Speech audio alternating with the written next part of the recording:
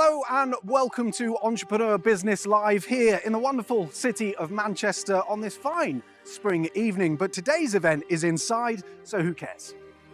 These events have run for a long time though, and it always started from events weren't good enough, so rather than playing build them myself, but also I felt like, if I'm doing great, then that's nice, but I wanted advice for philanthropy, so it's nice to give money back, so that's why everything always goes to charity as well. So I'm thrilled that we were supporting Wood Street Mission as well.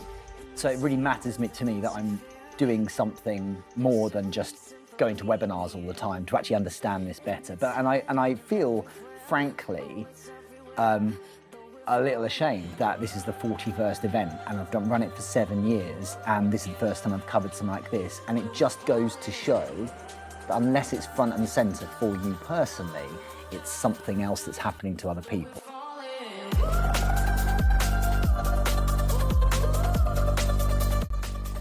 And tonight we're talking all things neurodiversity. And neurodiversity, for those who don't know, is a fascinating insight into the human condition, or for those middle managers out there, an inconvenient truth.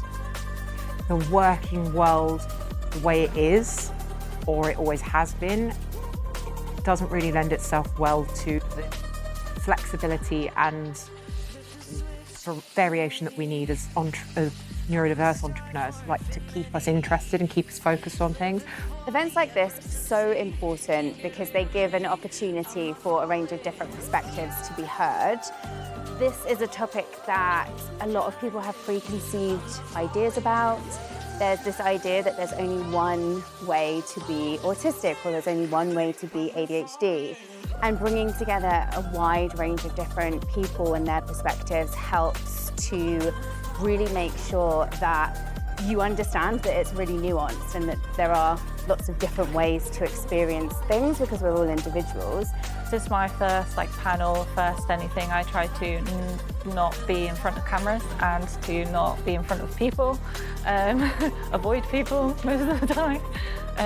But I kind of did it and agreed to it because I thought that you need to, the whole idea of you need to be the change you want to see in the world, and you also to represent and be that person for other people.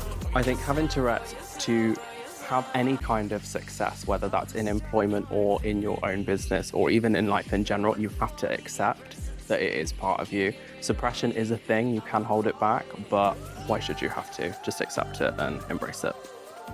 Neurodiversity relates to everyone in the world. We're all thinking differently, learning differently, consuming and processing differently, whereas neurodivergence relates to specific conditions like autism, ADHD, dyspraxia, dyslexia, bipolar, Tourette's, and so on.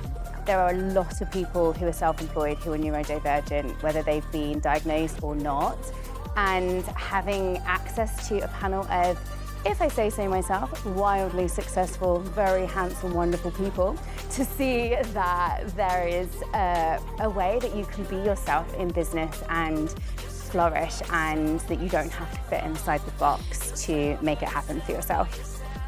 So, what have we learned today? Well, we've learned that if you embrace neurodiversity, you might just do enough to fool your investors, and you might also just do enough to be able to do those progressive LinkedIn posts that show everybody that you actually give a shit. But here's to neurodiversity, and here's to all these people continuing the conversation. Thanks for joining us today. I think the burning question that everyone probably wants to ask or answered is, why are you the way that you are? Childhood trauma.